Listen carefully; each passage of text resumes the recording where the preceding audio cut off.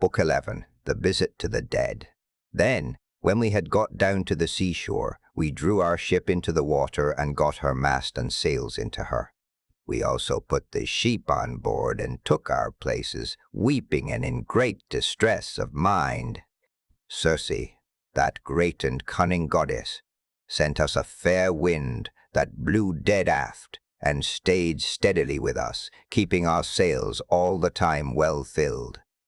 So we did whatever wanted doing to the ship's gear and let her go as the wind and helmsman headed her. All day long her sails were full as she held her course over the sea. But when the sun went down and darkness was over all the earth, we got into the deep waters of the river Oceanus, where lie the land and city of the Cimmerians, who live enshrouded in mist and darkness, which the rays of the sun never pierce, neither at his rising nor as he goes down again out of the heavens, but the poor wretches live in one long melancholy night. When we got there, we beached the ship, took the sheep out of her, and went along by the waters of Oceanus, till we came to the place of which Circe had told us. Here Perimedes and Eurylochus held the victims, while I drew my sword and dug the trench a cubit each way. I made a drink offering to all the dead, first with honey and milk, then with wine, and thirdly with water. And I sprinkled white barley meal over the whole, praying earnestly to the poor feckless ghosts, and promising them that when I got back to Ithaca, I would sacrifice a barren heifer for them, the best I had, and would load the pyre with good things. I also particularly promised that Teiresias should have a black sheep to himself, the best in all my flocks. When I had prayed sufficiently to the dead, I cut the throats of the 2 sheep and let the blood run into the trench, whereon the ghosts came trooping up from Erebus, brides, young bachelors, old men worn out with toil, maids who had been crossed in love, and brave men who had been killed in battle, with their armor still smirched with blood. They came from every quarter and flitted round the trench with a strange kind of screaming sound that made me turn pale with fear. When I saw them coming, I told the men to be quick and flay the carcasses of the 2 dead sheep, and make burnt offerings of them, and at the same time to repeat prayers to Hades and to Proserpine.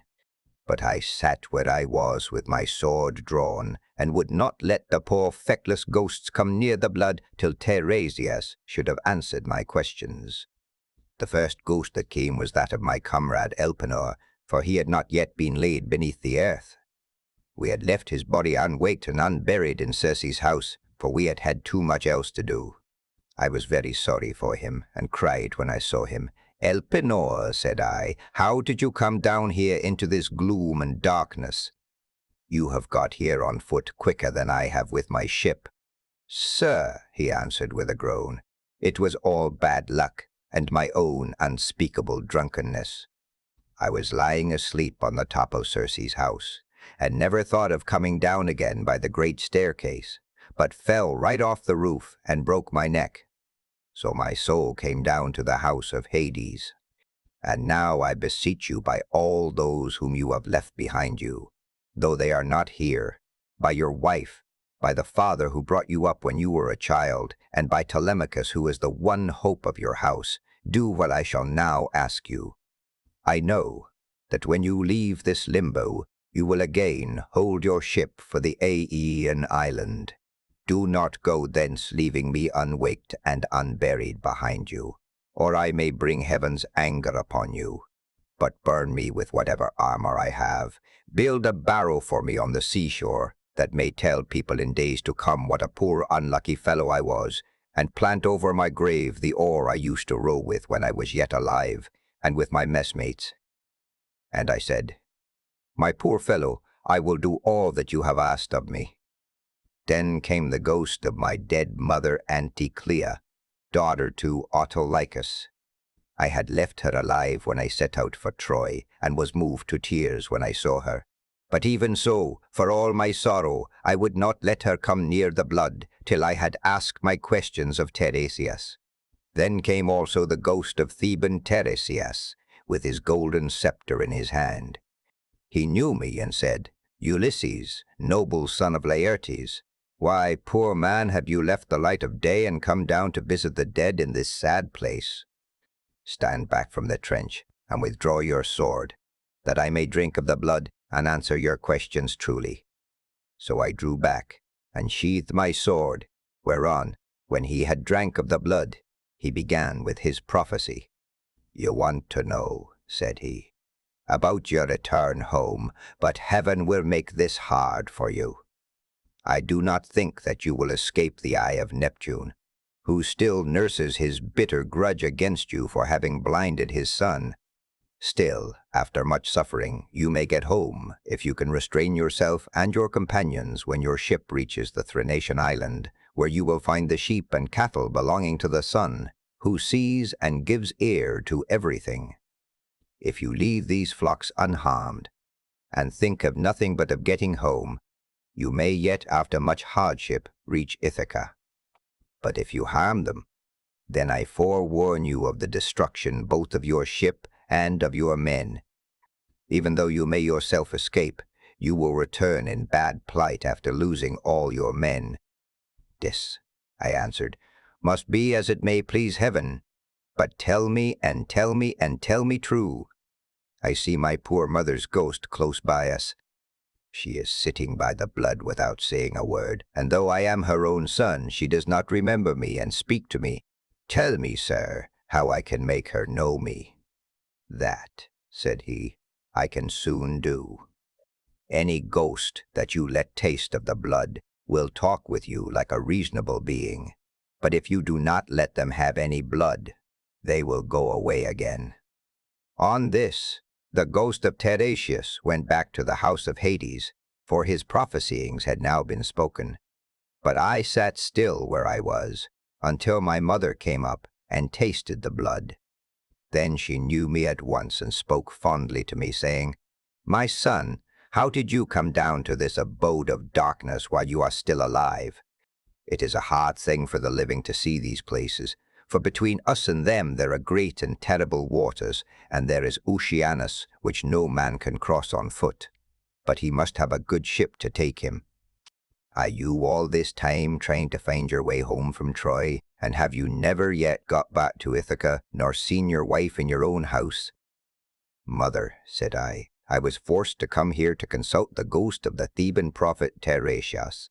I have never yet been near the Achaean land, nor set foot on my native country, and I have had nothing but one long series of misfortunes from the very first day that I set out with Agamemnon, for Ilius, the land of noble steeds, to fight the Trojans. But tell me, and tell me true, in what way did you die? Did you have a long illness, or did heaven vouchsafe you a gentle, easy passage to eternity? Tell me also about my father, and the son whom I left behind me. Is my property still in their hands, or has someone else got hold of it, who thinks that I shall not return to claim it? Tell me again what my wife intends doing, and in what mind she is. Does she live with my son and guard my estate securely, or has she made the best match she could and married again? My mother answered, Your wife still remains in your house, but she is in great distress of mind and spends her whole time in tears both night and day. No one as yet has got possession of your fine property, and Telemachus still holds your lands undisturbed. He has to entertain largely, as of course he must, considering his position as a magistrate and how everyone invites him. Your father remains at his old place in the country, and never goes near the town. He has no comfortable bed nor bedding. In the winter he sleeps on the floor in front of the fire with the men, and goes about all in rags. But in summer, when the warm weather comes on again, he lies out in the vineyard on a bed of vine leaves thrown anyhow upon the ground. He grieves continually about your never having come home, and suffers more and more as he grows older. As for my own end, it was in this wise. Heaven did not take me swiftly and painlessly in my own house, nor was I attacked by any illness, such as those that generally wear people out and kill them. But my longing to know what you were doing, and the force of my affection for you, this it was, that was the death of me. Then I tried to find some way of embracing my poor mother's ghost. Thrice I sprang towards her and tried to clasp her in my arms, but each time she flitted from my embrace as it were a dream or phantom. and being touched to the quick, I said to her, "Mother, why do you not stay still when I would embrace you?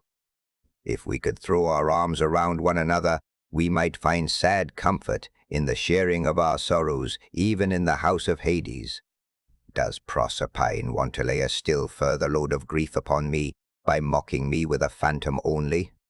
"My son," she answered, "most ill-fated of all mankind, it is not Proserpine that is beguiling you, but all people are like this when they are dead.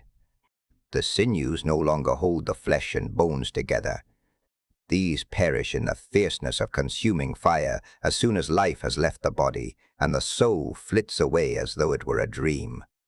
Now, however, go back to the light of day as soon as you can, and note all these things that you may tell them to your wife hereafter." Thus did we converse, and anon Proserpine sent up the ghosts of the wives and daughters of all the most famous men. They gathered in crowds about the blood, and I considered how I might question them severally. In the end I deemed that it would be best to draw the keen blade that hung by my sturdy thigh, and keep them from all drinking the blood at once. So they came up one after the other, and each one, as I questioned her, told me her race and lineage. The first I saw was Tyro. She was daughter of Salmoneus, and wife of Cretheus, the son of Aeolus. She fell in love with the river Enipeus, who is much the most beautiful river in the whole world. Once, when she was taking a walk by his side as usual, Neptune, disguised as her lover, lay with her at the mouth of the river, and a huge blue wave arched itself like a mountain over them, to hide both woman and god, whereon he loosed her virgin girdle and laid her in a deep slumber. When the god had accomplished the deed of love, he took her hand in his own and said, "Tyro, rejoice in all good will. The embraces of the gods are not fruitless, and you will have fine twins about this time, 12 months. Take great care of them. I am Neptune, so now go home, but hold your tongue and do not tell anyone." Then he dived under the sea, and she in due course bore Peleus and Neleus, who both of them served Jove with all their might. Peleus was a great breeder of sheep, and lived in Iolcus, but the other lived in Pylos.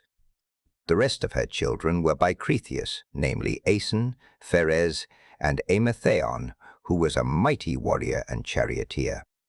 Next to her I saw Antiope, daughter to Asopus, who could boast of having slept in the arms of even Jove himself, and who bore him 2 sons, Amphion and Zethus. These founded Thebes with its 7 gates, and built a wall all round it.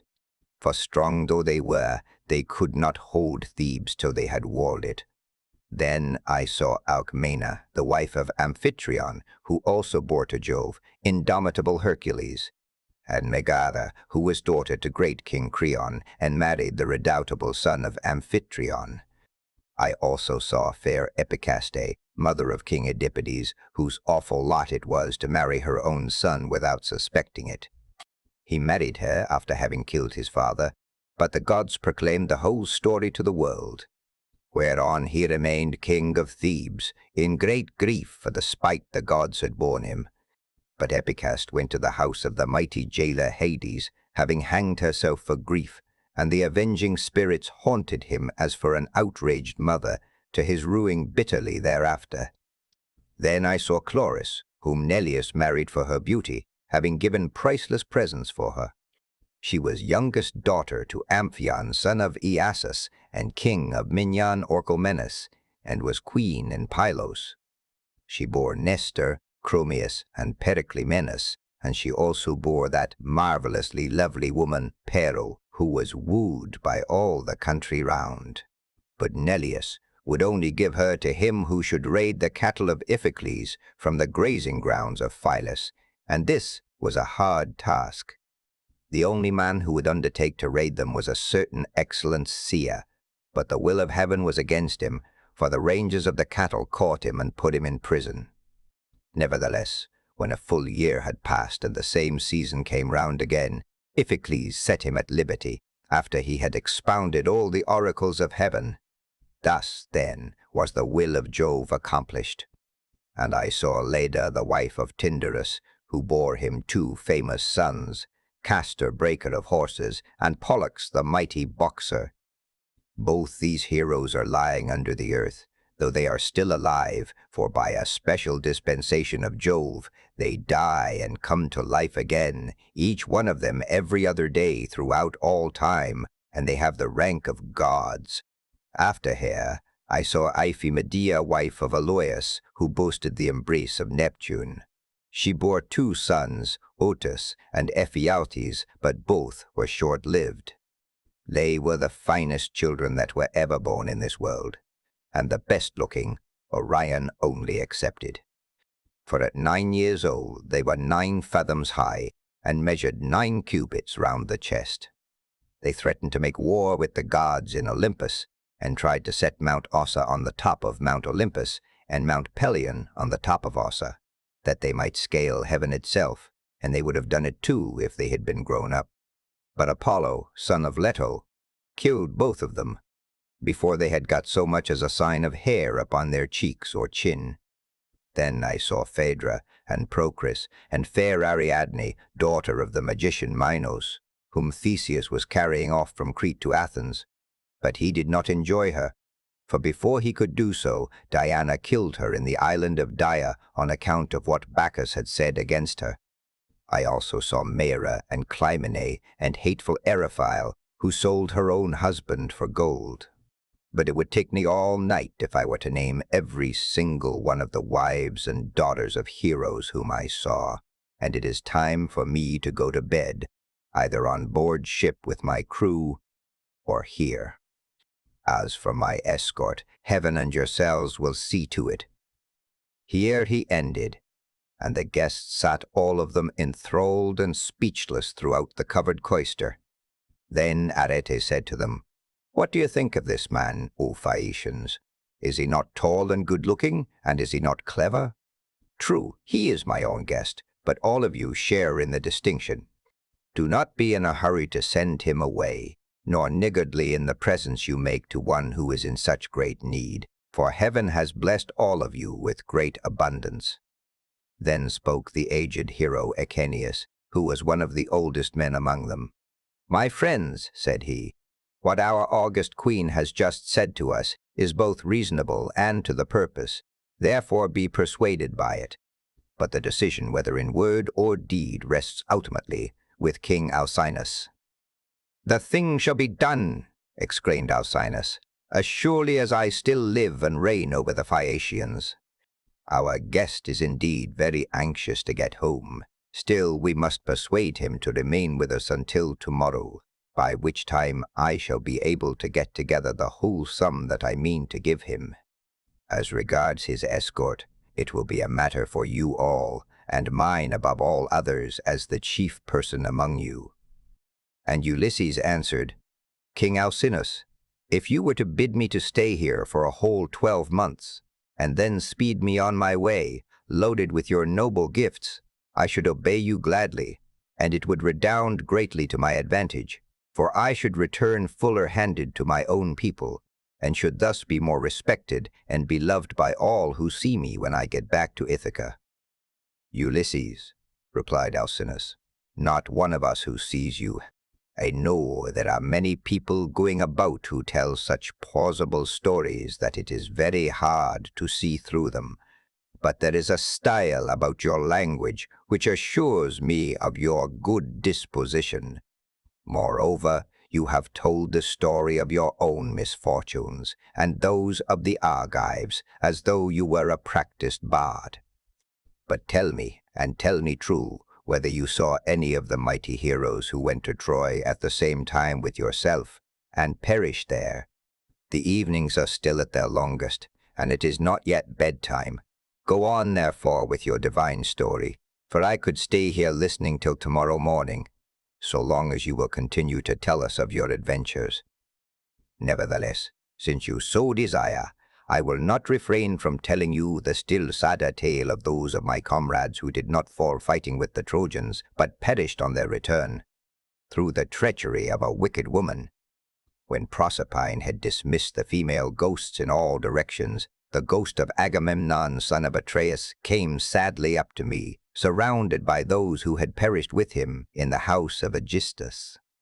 As soon as he had tasted the blood, he knew me, and weeping bitterly, stretched out his arms towards me to embrace me.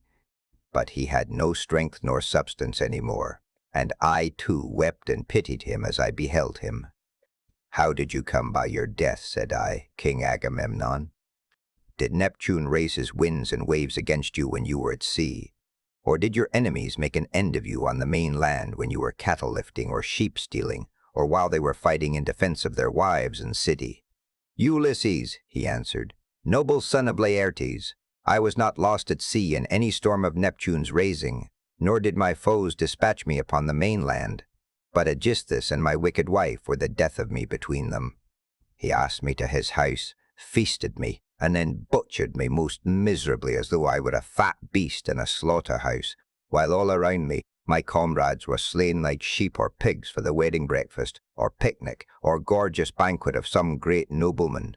You must have seen numbers of men killed either in a general engagement or in single combat, but you never saw anything so truly pitiable as the way in which we fell in that cloister, with the mixing bowl and the loaded tables lying all about, and the ground reeking with our blood. I heard Priam's daughter Cassandra scream as Clytemnestra killed her close beside me. I lay dying upon the earth with the sword in my body, and raised my hands to kill the slut of a murderess, but she slipped away from me. She would not even close my lips nor my eyes when I was dying, for there is nothing in this world so cruel and so shameless as a woman when she has fallen into such guilt as hers was. Fancy murdering her own husband. How? I thought I was going to be welcomed home by my children and my servants, but her abominable crime has brought disgrace on herself and all women who shall come after, even on the good ones." And I said, "In truth, Jove has hated the house of Atreus from first to last in the matter of their women's counsels. See how many of us fell for Helen's sake, and now it seems that Clytemnestra hatched mischief against you too during your absence. Be sure, therefore," continued Agamemnon, "and not be too friendly even with your own wife. Do not tell her all that you know perfectly well yourself. Tell her a part only, and keep your own counsel about the rest. Not that your wife, Ulysses, is likely to murder you, for Penelope is a very admirable woman, and has an excellent nature. We left her a young bride with an infant at her breast when we set out for Troy. This child no doubt is now grown up happily to man's estate, and he and his father will have a joyful meeting and embrace one another, as it is right they should do, whereas my wicked wife did not even allow me the happiness of looking upon my son, but killed me ere I could do so. Furthermore, I say, and lay my saying to your heart, do not tell people when you are bringing your ship to Ithaca, but steal a march upon them, for after all this, there is no trusting women.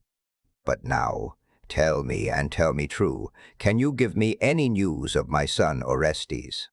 Is he in Orchomenus, or at Pylos, or is he at Sparta with Menelaus, for I presume that he is still living?" And I said, "Agamemnon, why do you ask me? I do not know whether your son is alive or dead, and it is not right to talk when one does not know." As we two sat weeping and talking thus sadly with one another, the ghost of Achilles came up to us with Patroclus, Antilochus, and Ajax, who was the finest and goodliest man of all the Danaans after the son of Peleus. The fleet descendant of Aeacus knew me and spoke piteously, saying, "Ulysses, noble son of Laertes, what deed of daring will you undertake next, that you ventured down to the house of Hades among us silly dead, who are but the ghosts of them that can labor no more?" And I said, "Achilles, son of Peleus, foremost champion of the Achaeans, I came to consult Tiresias and see if he could advise me about my return home to Ithaca, for I have never yet been able to get near the Achaean land, nor to set foot in my own country, but have been in trouble all the time. As for you, Achilles, no one was ever yet so fortunate as you have been, nor ever will be, for you were adored by all us Argives as long as you were alive. And now that you are here, you are a great prince among the dead. Do not, therefore, take it so much to heart, even if you are dead. Say not a word, he answered, in death's favor. I would rather be a paid servant in a poor man's house and be above ground than king of kings among the dead. But give me news about my son. Is he gone to the wars, and will he be a great soldier, or is this not so? Tell me also if you have heard anything about my father, Peleus. Does he still rule among the Myrmidons, or do they show him no respect throughout Hellas and Phthia, now that he is old, and his limbs fail him? Could I but stand by his side, in the light of day, with the same strength that I had when I killed the bravest of our foes upon the plain of Troy, could I but be as I then was, and go even for a short time to my father's house, anyone who tried to do him violence or supersede him would soon rue it. I have heard nothing, I answered, of Peleus, but I can tell you all about your son Neoptolemus, for I took him in my own ship from Sirens with the Achaeans. In our councils of war before Troy, he was always first to speak, and his judgment was unerring.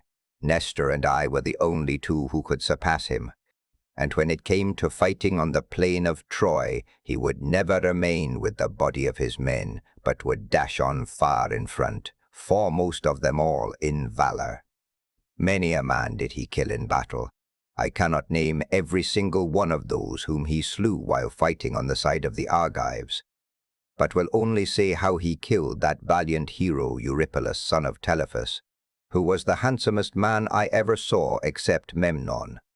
Many others, also of the cetaceans, fell around him by reason of a woman's bribes. Moreover, when all the bravest of the Argives went inside the horse that Epeus had made, and it was left to me to settle when we should either open the door of our ambuscade or close it, though all the other leaders and chief men among the Danaans were drying their eyes and quaking in every limb, I never once saw him turn pale, nor wipe a tear from his cheek.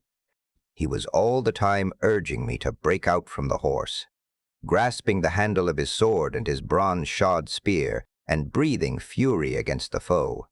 Yet when we had sacked the city of Priam, he got his handsome share of the prize money and went on board. Such is the fortune of war, without a wound upon him, neither from a thrown spear nor in close combat, for the rage of Mars is a matter of great chance. When I had told him this, the ghost of Achilles strode off across a meadow full of asphodel, exulting over what I had said concerning the prowess of his son. The ghosts of other dead men stood near me and told me each his own melancholy tale, but that of Ajax, son of Telamon, alone held aloof, still angry with me for having won the cause in our dispute about the armor of Achilles. Thetis had offered it as a prize, but the Trojan prisoners and Minerva were the judges. Would that I had never gained the day in such a contest, for it cost the life of Ajax, who was foremost of all the Danaans after the son of Peleus, alike in stature and prowess. When I saw him, I tried to pacify him and said, Ajax, will you not forget and forgive even in death, but must the judgment about that hateful armor still rankle with you? It cost us Argives, dear enough to lose, such a tower of strength as you were to us. We mourned you as much as we mourned Achilles, son of Peleus himself. Nor can the blame be laid on anything but on the spite which Jove bore against the Danaans, for it was this that made him counsel your destruction. Come hither, therefore, bring your proud spirit into subjection, and hear what I can tell you. He would not answer, but turned away to Erebus and to the other ghosts. Nevertheless, I should have made him talk to me in spite of his being so angry, or I should have gone on talking to him. Only that there were still others among the dead whom I desired to see. Then I saw Minos, son of Jove, with his golden scepter in his hand, sitting in judgment on the dead, and the ghosts were gathered sitting and standing round him in the spacious house of Hades, to learn his sentences upon them. After him I saw huge Orion in a meadow full of asphodel driving the ghosts of the wild beasts that he had killed upon the mountains, and he had a great bronze club in his hand, unbreakable for ever and ever. And I saw Tityus son of Gaia stretched upon the plain and covering some 9 acres of ground. 2 vultures on either side of him were digging their beaks into his liver, and he kept on trying to beat them off with his hands, but could not. For he had violated Jove's mistress Leto, as she was going through Panopeus on her way to Pytho. I saw also the dreadful fate of Tantalus, who stood in a lake that reached his chin. He was dying to quench his thirst, but could never reach the water, for whenever the poor creature stooped to drink, it dried up and vanished, so that there was nothing but dry ground, parched by the spite of heaven. There were tall trees, moreover, that shed their fruit over his head, pears, pomegranates, apples, sweet figs, and juicy olives, but whenever the poor creature stretched out his hand to take some, the wind tossed the branches back again to the clouds. And I saw Sisyphus at his endless task, raising his prodigious stone with both his hands. With hands and feet he tried to roll it up to the top of the hill, but always, just before he could roll it over onto the other side, its weight would be too much for him, and the pitiless stone would come thundering down again onto the plain. Then he would begin trying to push it uphill again, and the sweat ran off him, and the steam rose after him. After him I saw mighty Hercules, but it was his phantom only, for he is feasting ever with the immortal gods, and has lovely Hebe to wife, who is daughter of Jove and Juno. The ghosts were screaming round him like scared birds flying all withers. He looked black as night with his bare bow in his hands, and his arrow on the string, glaring around as though ever on the point of taking aim. About his breast there was a wondrous golden belt adorned in the most marvelous fashion with bears, wild boars, and lions with gleaming eyes. There was also war, battle, and death. The man who made that belt, do what he might, would never be able to make another like it. Hercules knew me at once when he saw me, and spoke piteously, saying, "My poor Ulysses, noble son of Laertes, are you too leading the same sorry kind of life that I did when I was above ground? I was son of Jove, but I went through an infinity of suffering, for I became bondsman to one who was far beneath me, a low fellow, who set me all manner of labors. He once sent me here to fetch the hellhound, for he did not think he could find anything harder for me than this. But I got the hound out of Hades and brought him to him, for Mercury and Minerva helped me.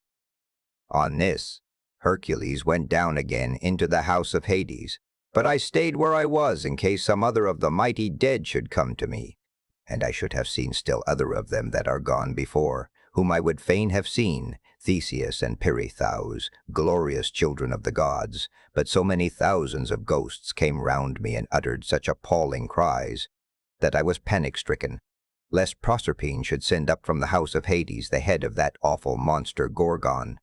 On this, I hastened back to my ship and ordered my men to go on board at once and loose the hawsers.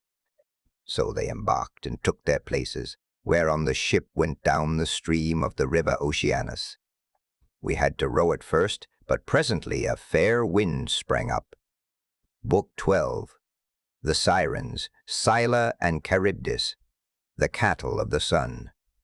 After we were cleared of the river Oceanus, and had got out into the open sea, we went on till we reached the Aeaean island, where there is dawn and sunrise, as in other places.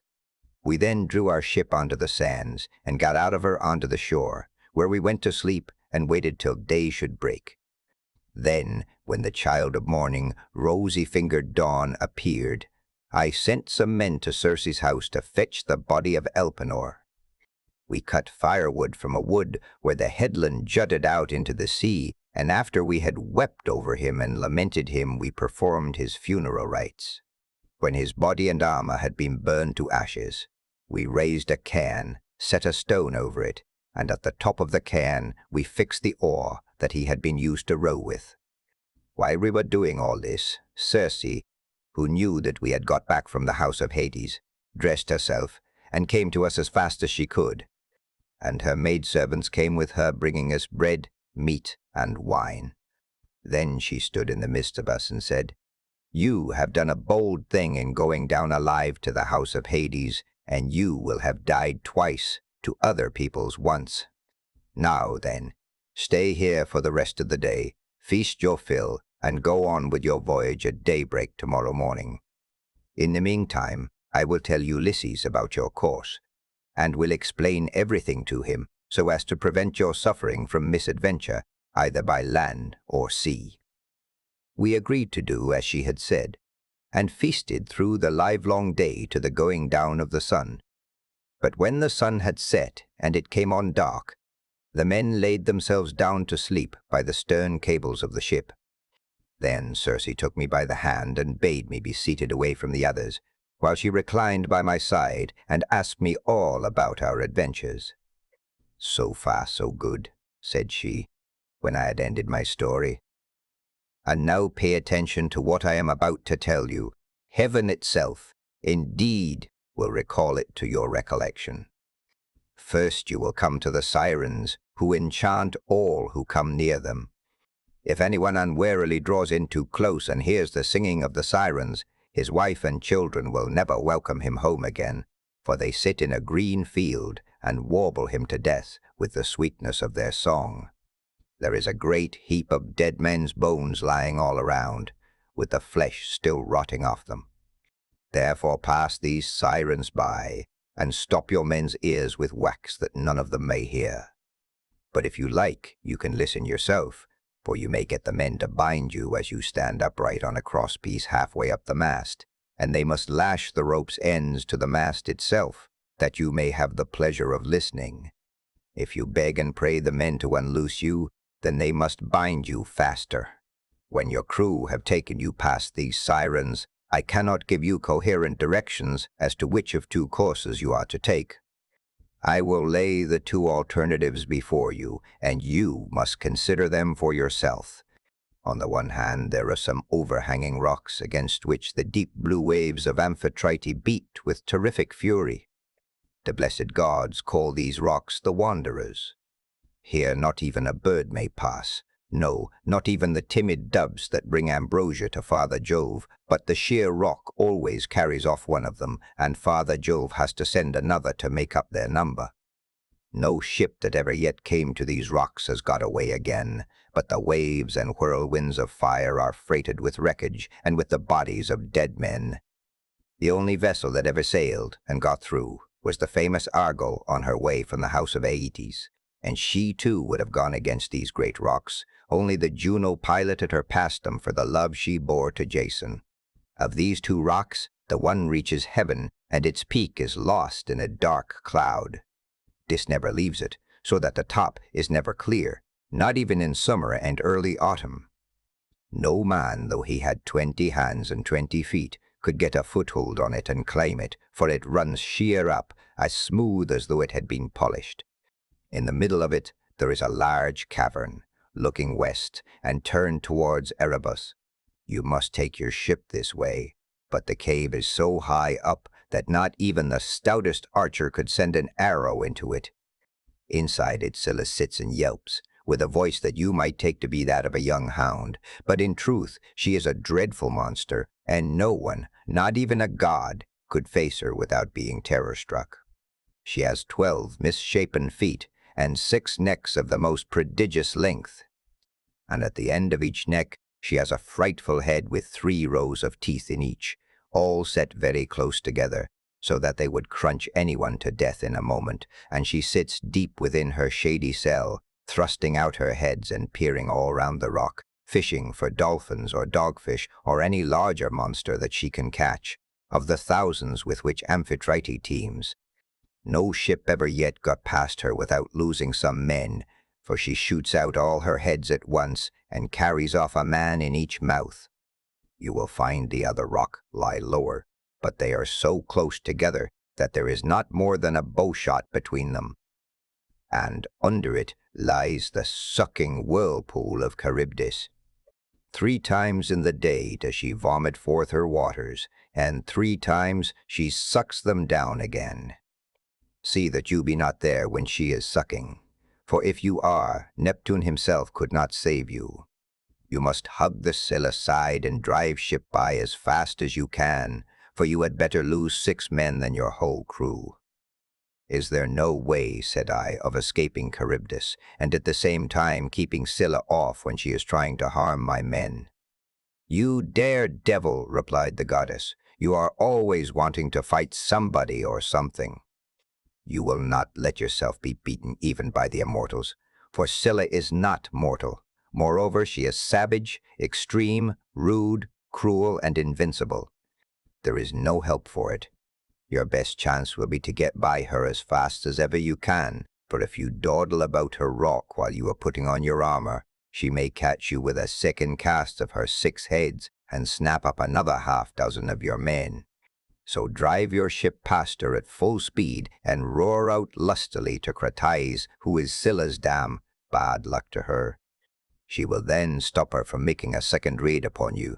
You will now come to the Thrinacian island, and here you will see many herds of cattle and flocks of sheep belonging to the sun god. 7 herds of cattle and 7 flocks of sheep, with 50 head in each flock. They do not breed, nor do they become fewer in number, and they are tended by the goddesses Theathusa and Lampeti, who are children of the sun god Hyperion by Neaera. Their mother, when she had borne them and had done suckling them, sent them to the Thrinacian island, which was a long way off, to live there and look after their father's flocks and herds. If you leave these flocks unharmed and think of nothing but getting home, you may yet, after much hardship, reach Ithaca. But if you arm them, then I forewarn you of the destruction both of your ship and of your comrades. And even though you may yourself escape, you will return late, in bad plight, after losing all your men. Here she ended, and dawn enthroned in gold began to show in heaven, whereon she returned inland. I then went on board and told my men to loose the ship from her moorings. So they at once got into her, took their places, and began to smite the grey sea with their oars.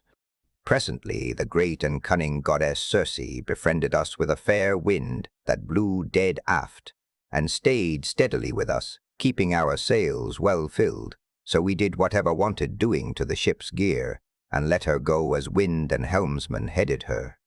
Then, being much troubled in mind, I said to my men, My friends, it is not right that 1 or 2 of us alone should know the prophecies that Circe has made me. I will therefore tell you about them, so that whether we live or die, we may do so with our eyes open.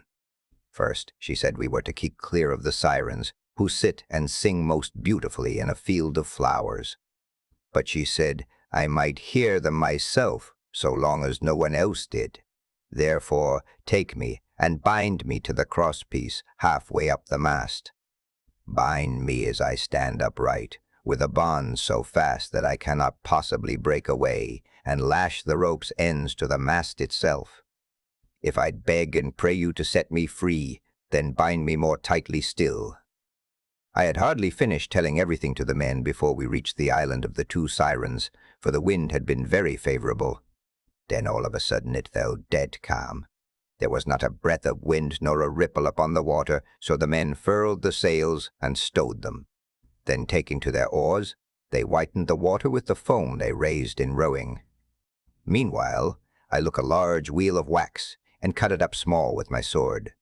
Then I kneaded the wax in my strong hands till it became soft, which it soon did between the kneading and the rays of the sun god, son of Hyperion. Then I stopped the ears of all my men, and they bound me hands and feet to the mast as I stood upright on the crosspiece. But they went on rowing themselves. When we had got within earshot of the land, and the ship was going at a good rate, the Sirens saw that we were getting inshore, and began with their singing. Come here, they sang, renowned Ulysses, honor to the Achaean name, and listen to our 2 voices. No one ever sailed past us without staying to hear the enchanting sweetness of our song, and he who listens will go on his way not only charmed but wiser, For we know all the ills that the gods laid upon the Argives and Trojans before Troy, and can tell you everything that is going to happen over the whole world." They sang these words most musically, and as I longed to hear them further, I made signs by frowning to my men that they should set me free. But they quickened their stroke, and Eurylochus and Perimedes bound me with still stronger bonds till we had got out of hearing of the Sirens' voices. Then my men took the wax from their ears and unbound me. Immediately after we had got past the island, I saw a great wave from which spray was rising, and I heard a loud roaring sound. The men were so frightened that they loosed hold of their oars, for the whole sea resounded with the rushing of the waters. But the ship stayed where it was, for the men had left off rowing. I went round, therefore, and exhorted them man by man not to lose heart. "My friends," said I, "this is not the first time that we have been in danger, and we are in nothing like so bad a case as when the Cyclops shut us up in his cave.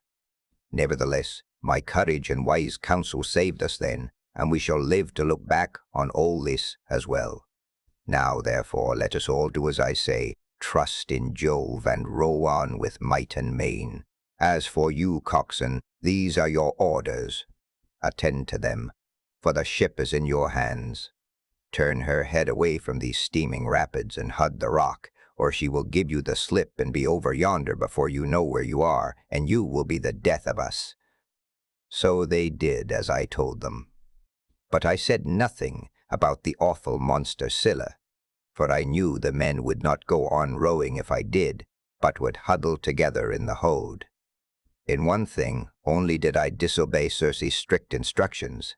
I put on my armor.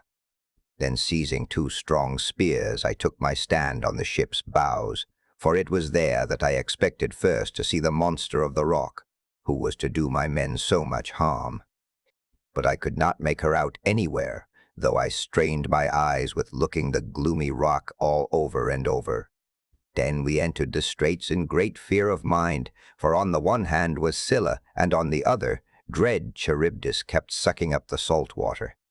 As she vomited it up, it was like the water in a cauldron when it is boiling over upon a great fire, and the spray reached the top of the rocks on either side. When she began to suck again, we could see the water all inside, whirling round and round, and it made a deafening sound as it broke against the rocks. We could see the bottom of the whirlpool all black with sand and mud, and the men were at their wits' ends for fear. While we were taken up with this, and were expecting each moment to be our last, Scylla pounced down suddenly upon us and snatched up my 6 best men. I was looking at once after both ship and men, and in a moment I saw their hands and feet ever so high above me, struggling in the air as Scylla was carrying them off, and I heard them call out my name in one last despairing cry. As a fisherman, seated spear in hand, upon some jutting rock, throws bait into the water to deceive the poor little fishes, and spears them with the ox's horn with which his spear is shod, throwing them gasping onto the land as he catches them one by one.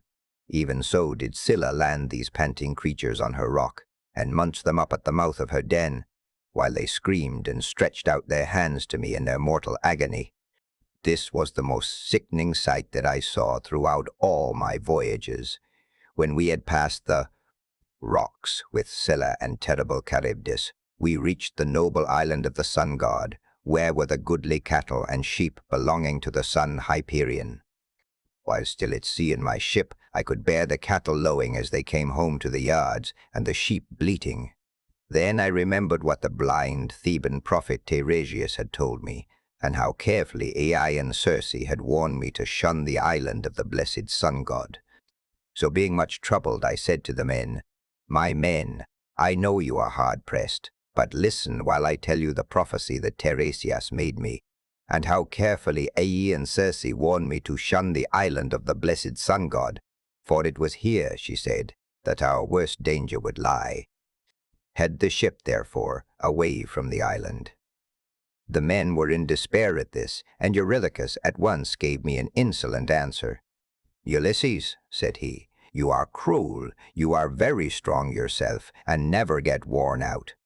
You seem to be made of iron, and now, though your men are exhausted with toil and want of sleep, you will not let them land and cook themselves a good supper upon this island, but bid them put out to sea and go faring fruitlessly on through the watches of the flying night. It is by night that the winds blow hardest and do so much damage. How can we escape should one of those sudden squalls spring up from southwest or west, which so often wreck a vessel when our lords, the gods, are unpropitious? Now, therefore, let us obey the behests of night, and prepare our supper here, hard by the ship. Tomorrow morning we will go on board again and put out to sea. Thus spoke Eurylochus, and the men approved his words. I saw that heaven meant us a mischief, and said, You force me to yield, for you are many against one, but at any rate, each one of you must take his solemn oath, that if he meet with a herd of cattle, or a large flock of sheep, he will not be so mad as to kill a single head of either, but will be satisfied with the food that Circe has given us. They all swore as I bade them, and when they had completed their oath, we made the ship fast in a harbor that was near a stream of fresh water, and the men went ashore and cooked their suppers. As soon as they had had enough to eat and drink, they began talking about their poor comrades whom Scylla had snatched up and eaten. This set them weeping, and they went on crying till they fell off into a sound sleep. In the third watch of the night, when the stars had shifted their places, Jove raised a great gale of wind that flew a hurricane, so that land and sea were covered with thick clouds, and night sprang forth out of the heavens. When the child of morning, rosy-fingered Dawn, appeared, we brought the ship to land, and drew her into a cave, wherein the sea-nymphs hold their courts and dances, and I called the men together in council. My friends, said I, we have meat and drink in the ship. Let us mind, therefore, and not touch the cattle, or we shall suffer for it. For these cattle and sheep belong to the mighty sun, who sees and gives ear to everything, and again they promised that they would obey. For a whole month the wind blew steadily from the south, and there was no other wind, but only south and east.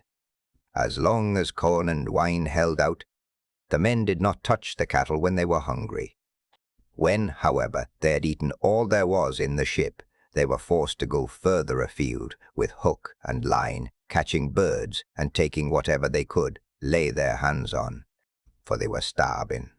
One day, therefore, I went up inland, that I might pray heaven to show me some means of getting away. When I had gone far enough to be clear of all my men, and had found a place that was well sheltered from the wind, I washed my hands, and prayed to all the gods in Olympus, till by and by they sent me off into a sweet sleep. Meanwhile Eurylochus had been giving evil counsel to the men. Listen to me, said he, my poor comrades. All deaths are bad enough, but there is none so bad as famine. Why should not we drive in the best of these cows, and offer them in sacrifice to the immortal gods? If we ever get back to Ithaca, we can build a fine temple to the sun god, and enrich it with every kind of ornament. If, however, he is determined to sink our ship out of revenge for these horned cattle, and the other gods are of the same mind, I for one would rather drink salt water once for all, and have done with it, than be starved to death by inches in such a desert island as this is. Thus spoke Eurylochus, and the men approved his words. Now the cattle, so fair and goodly, were feeding not far from the ship. The men therefore drove in the best of them, and they all stood round them saying their prayers, and using young oak shoots instead of barley meal, for there was no barley left. When they had done praying, they killed the cows and dressed their carcasses. They cut out the thigh bones, wrapped them round in 2 layers of fat, and set some pieces of raw meat on top of them. They had no wine with which to make drink offerings over the sacrifice while it was cooking, so they kept pouring on a little water from time to time while the inward meats were being grilled. Then, when the thigh bones were burned and they had tasted the inward meats, they cut the rest up small and put the pieces upon the spits. By this time my deep sleep had left me, and I turned back to the ship and to the seashore. As I drew near, I began to smell hot roast meat, so I groaned out a prayer to the immortal gods. "Father Jove," I exclaimed, "and all you other gods who live in everlasting bliss, you have done me a cruel mischief by the sleep into which you have sent me. See what fine work these men of mine have been making in my absence." Meanwhile, Lampetai went straight off to the sun and told him we had been killing his cows, whereon he flew into a great rage and said to the immortals, "Father Jove, and all you other gods who live in everlasting bliss, I must have vengeance on the crew of Ulysses' ship. They have had the insolence to kill my cows, which were the one thing I loved to look upon, whether I was going up heaven or down again. If they do not square accounts with me about my cows, I will go down to Hades and shine there among the dead." "Sun," said Jove, "go on shining upon us gods and upon mankind over the fruitful earth. I will shiver their ship into little pieces with a bolt of white lightning as soon as they get out to sea." I was told all this by Calypso, who said she had heard it from the mouth of Mercury. As soon as I got down to my ship and to the seashore, I rebuked each one of the men separately, but we could see no way out of it, for the cows were dead already.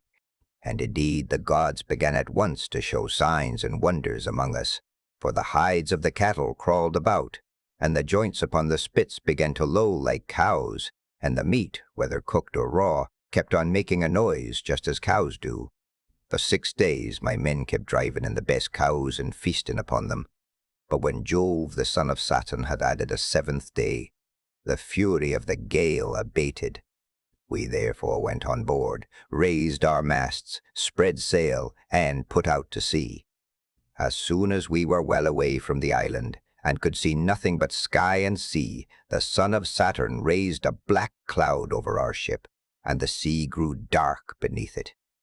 We did not get on much further, for in another moment we were caught by a terrific squall from the west that snapped the forestays of the mast so that it fell aft, while all the ship's gear tumbled about at the bottom of the vessel.